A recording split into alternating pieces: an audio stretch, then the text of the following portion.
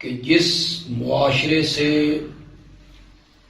ہم گزر رہے ہیں اور جن حالات سے ہم گزر رہے ہیں اور جس ماحول میں ہم رہ رہے ہیں، یہاں ہر طرف بے حیائی کا دور دورہ ہے۔ نیم برہنگی، فحاشی اور بے حیائی پورے معاشرے میں پھیلی ہوئی ہے۔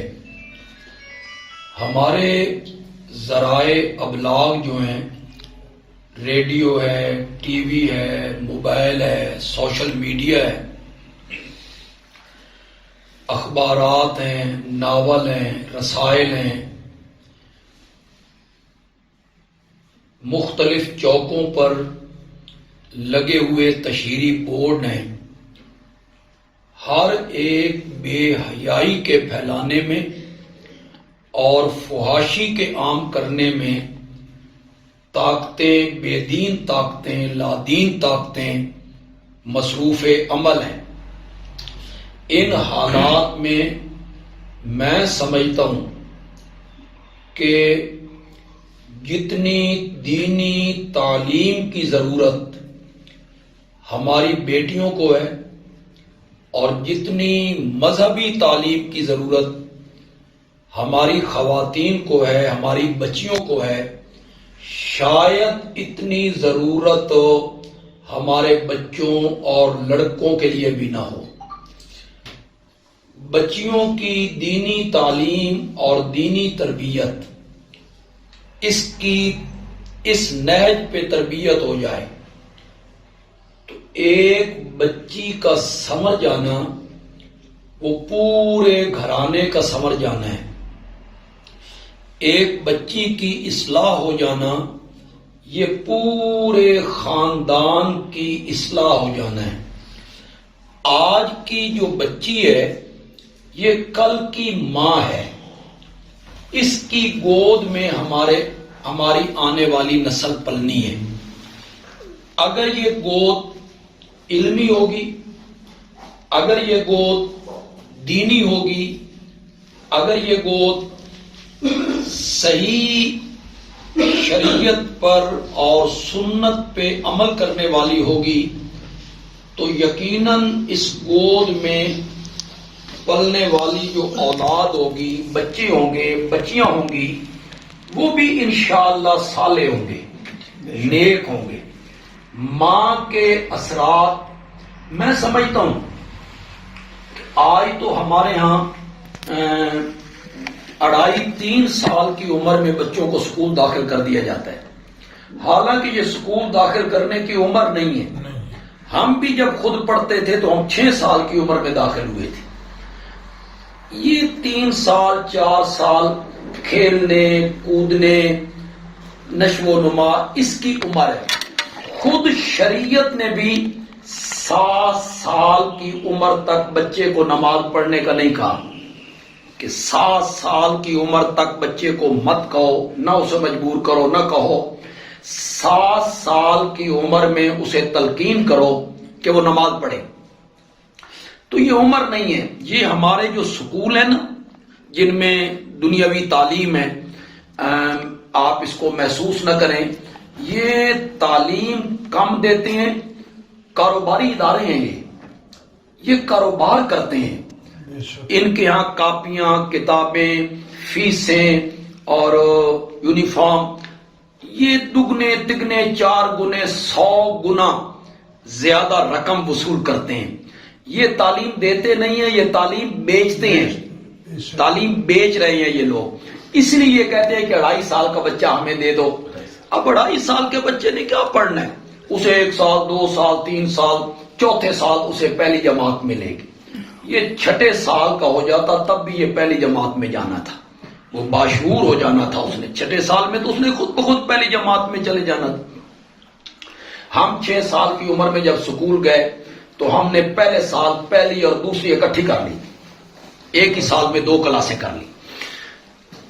تو میں سمجھتا ہوں کہ اب تو بچے کی تعلیم شروع ہو جاتی ہے 2.5 سال سے 3 سال سے، جبکہ یہ 5-6 سال سے شروع ہونی چاہیے۔ اصل تعلیم بچے کی شروع ہو جاتی ہے اس کی پیدائش کے ساتھ، تربیت، اور وہ ماں کی گود ہے۔ وہ درسگاہ جو ہے وہ ماں کی گود ہے۔ ماں نے اس کی تربیت کرنی ہے، ماں نے اس کی اصلاح کرنی ہے، ماں نے اسے صحیح نہج پہ چلانا ہے۔ اگر ماں نیک ہوگی، صالح ہوگی، نمازی ہوگی، سنت سے واقف ہوگی، شریعت سے واقف ہوگی، اسے قرآن کا ترجمہ آتا ہوگا، حدیثیں آتی ہوں گی، فقہ کے مسائل سے واقف ہوگی، تو یقیناً اس کی گود میں پلنے والی جو اولاد ہے اور وہ ہماری آنے والی نسل ہے، ہمارا مستقبل ان کے ہاتھوں میں ہے، وہ اچھے لوگ سامنے آئیں گے۔ دیکھیں ہمارے ہاں کیا، ہم بھی بہت تعریف کرتے ہیں حضرت سیدنا حسین رضی اللہ تعالی عنہ، حضرت سیدنا حسن رضی اللہ تعالی عنہ۔ کیسی زندگی گزاری ہے ان دونوں بھائیوں نے۔ حضرت حسن رضی اللہ تعالی عنہ کی آپ تربیت دیکھیں کہ ان کے پاس حکومت ہے، ان کے پاس خلافت ہے، ان کے پاس فوج ہے، ان کے پاس بیت المال ہے، بیت المال کے خزانے ہیں، ان کے پاس پولیس ہے، قوت بھی ہے، طاقت بھی ہے، فوج بھی ہے، پولیس بھی ہے، مال بھی ہے، اقتدار بھی ہے، خلافت بھی ہے۔ لیکن انہوں نے مسلمانوں کو جوڑنے کے لیے، مسلمانوں میں اتحاد پیدا کرنے کے لیے کہ مسلمانوں کا اختلاف ختم ہو جائے، مسلمان جڑ جائیں، ایک طاقت بن جائیں، انہوں نے خلافت تک قربان کر دی ہے۔ یہ بہت بڑی قربانی ہے، اور میں سمجھتا ہوں اس کا تصور بھی نہیں ہو سکتا جو حضرت حسن رضی اللہ تعالیٰ عنہ نے قدم اٹھایا تھا۔ حضرت حسین رضی اللہ تعالیٰ عنہ، کس طرح ان کی تربیت ہوئی، کس طرح انہوں نے زندگی گزاری، ہم ان کی بہت تعریفیں کرتے ہیں، حضرت حسن رضی اللہ تعالیٰ عنہ کی بھی اور حضرت حسین رضی اللہ تعالیٰ عنہ کی۔ یہ قابل قدر ہیں، قابل احترام ہیں، لیکن ہم نے کبھی اس پر غور کیا ہے کہ یہ دونوں بھائی جس گود میں پلے تھے وہ کون تھی؟ اللہ اکبر، وہ ہے سیدہ فاطمہ رضی اللہ تعالی عنہ۔ تو فاطمہ جیسی گود جب ملی ان کو، سیدہ فاطمہ جیسی گود، تو آپ اس گود میں پلنے والے جو بچے ہیں ان کی زندگی آپ دیکھیں، ان کا ایثار آپ دیکھیں، ان کی قربانیوں کو آپ دیکھیں۔ میں سمجھتا ہوں کہ یہ جو ہمارے ہاں آج شاید محلے کی کچھ خواتین بھی آئی ہوں، ایسی خواتین بھی آئی ہوں جن کی بچیاں یہاں نہیں پڑھتی ہیں، یا جن کے گھرانے کا کوئی اور عورت لڑکی یہاں نہیں پڑھتی، یہ جو ہمارے ہاں ایک ذہن بن گیا ہے نا کہ عالم بنے گا تو مرد بنے گا، حافظ بنے گا تو صرف مرد بنے گا، قاری بنے گا تو صرف مرد بنے گا، مفتی بنے گا تو صرف مرد بنے گا، مفسر بنے گا تو صرف مرد بنے گا، محدث بنے گا تو صرف وہ مرد بنے گا، مصنف کوئی کتاب لکھتا ہے تو یہ مرد مصنف بنے گا۔ عورتوں کا کیا کام ہے کہ وہ عالمہ بنے، حافظہ بنے، قاریہ بنے، قرآن کی تفسیر پڑھائیں، قرآن کی تفسیر پڑھیں۔ عورتوں کا کام ہے گھر کا کام کاج کرنا، برتن مانجیں، کپڑے دھوئیں، گھر صاف کریں۔ ان کا یہ ایک ذہن بن گیا ہے۔ میں سمجھتا ہوں کہ یہ ذہن غلط ہے، یہ ذہن سراسر 100% غلط ہے۔ اگر عورت، بچی، ہماری بیٹی اگر وہ محنت کرے تو ایک مرد عالم بن سکتا ہے، وہ عالمہ کیوں نہیں بن سکتی؟ وہ حافظہ کیوں نہیں بن سکتی؟ وہ قرآن کی قاریہ کیوں نہیں بن سکتی؟ وہ قرآن کی تفسیر کیوں نہیں پڑھا سکتی؟ وہ حدیث کی شرح کیوں نہیں کر سکتی؟ وہ حدیث کیوں نہیں پڑھا سکتی؟ اگر عورت محنت کرے، میرے پاس وقت نہیں ہے کہ میں اس کی تفصیل میں چلا جاؤں، تو میری مائیں، بہنیں، بیٹیاں جو یہاں بیٹھی ہیں وہ میری بات کو غور سے سنیں۔ اگر عورت علمی میدان میں کوشش کرے، علم پڑھے، تعلیم حاصل کرے، تو کبھی کبھی وہ عورت علم کے اس مقام پہ پہنچ جاتی ہے کہ سیدنا فاروق اعظم جیسا آدمی بھی اس کے دروازے پہ کھڑے ہو کے مسئلے پوچھنے لگ جاتا ہے۔ حضرت عائشہ صدیقہ رضی اللہ تعالی، وہ بھی تو ایک عورت ہے، 9 سال میرے آقا کے گھر میں رہی ہے، میرے آقا سے علم حاصل کیا ہے، قرآن اترتا رہا، وہ سمجھتی نہیں، اب وہ کئی صحابہ کی اصلاح کر دیتی ہیں۔ حضرت عبداللہ ابن عباس رضی اللہ تعالی عنہ کتنا بڑا آدمی ہے، کتنا بڑا مفسر ہے۔ حضرت عبداللہ ابن عباس رضی اللہ تعالی عنہ کی سکی خالہ جو تھی وہ نبی اکرم صلی اللہ علیہ وسلم کی اہلیہ تھی، میمونہ خالہ تھی ان کی۔ تو جب نبی پاک کی باری حضرت میمونہ کے گھر ہوتی نا، تو چونکہ وہ ان کی خالہ تھیں، یہ بھی رات وہی گزار دیتے تھے کہ آقا کے ساتھ رہیں گے، آقا گھر میں کیسے آتے ہیں، کیسے لیٹتے ہیں، کیسے اٹھتے ہیں، تہجد کے لیے کیسے اٹھتے ہیں، وہ اس گھر میں گزارتے تھے۔ انہیں وہاں بہت باتیں سننے کی مل جایا کرتی تھی۔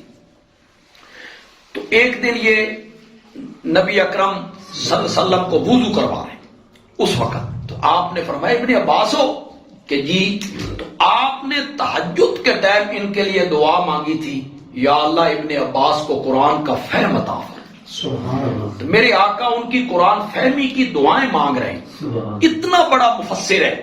لیکن بعض موقعوں پر حضرت عائشہ رضی اللہ تعالی عنہ کے پاس جب ان کی کوئی بات پہنچتی ہے تو وہ کہتی ہیں اللہ ابن عباس پہ رحم کرے، اس قرآن نہیں پڑھے، قرآن میں تو یہ لکھا ہوا ہے۔ حضرت عبداللہ ابن عمر رضی اللہ تعالی عنہما بہت بڑا آدمی ہے، مفسر ہے، علمی میدان میں بہت آگے ہے، بہت اعلیٰ ہے، لیکن کئی مواقع پر جب حضرت عائشہ کو بتایا گیا کہ حضرت ابن عمر یوں کہتے ہیں تو انہیں فرمایا اللہ ابن عمر پہ رحم کرے، اس قرآن نہیں پڑھے، قرآن تو یوں کہتا ہے۔ جہاں نظر ابن عمر کی نہیں پہنچ رہی اور جہاں نظر ابن عباس کی نہیں پہنچ رہی، وہاں نظر ایک عورت کی پہنچ رہی۔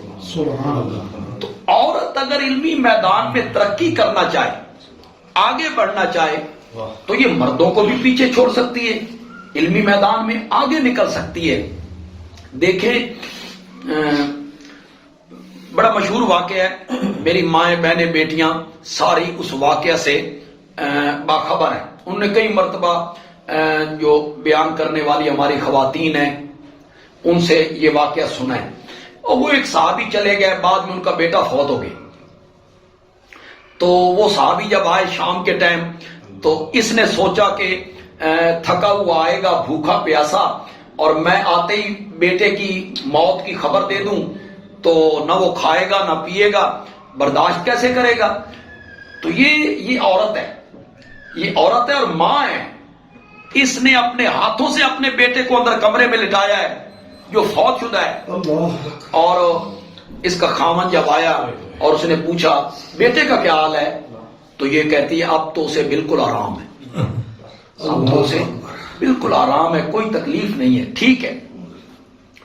دیکھیں بندہ جتنا بھی صابر ہو نا، آپ سے بھی جو ہمارے یہاں کوئی مائیں بہنیں بڑی عمر کی آئی ہیں انہیں تجربہ ہوگا، مجھے بھی تجربہ ہے، آپ کو بھی تجربہ ہوگا، جتنا بھی بندہ صبر کرے نا، بھائی فوت ہو گیا ہے، جوان بیٹا فوت ہو گیا ہے، ہسپتال میں ہے، مر گیا ہے، فوت ہو گیا ہے، بندہ بڑا صبر کے ساتھ حوصلے کے ساتھ کھڑا ہے، لیکن جب وہ گھر خبر دے گا نا، اطلاع دے گا نا، تو وہ اپنے آواز پہ قابو نہیں رکھ سکتا، سوال ہی پیدا نہیں، اس کی آواز کب کپائے گی، رونے کی آواز نکلے گی، جتنا بھی صابر ہو۔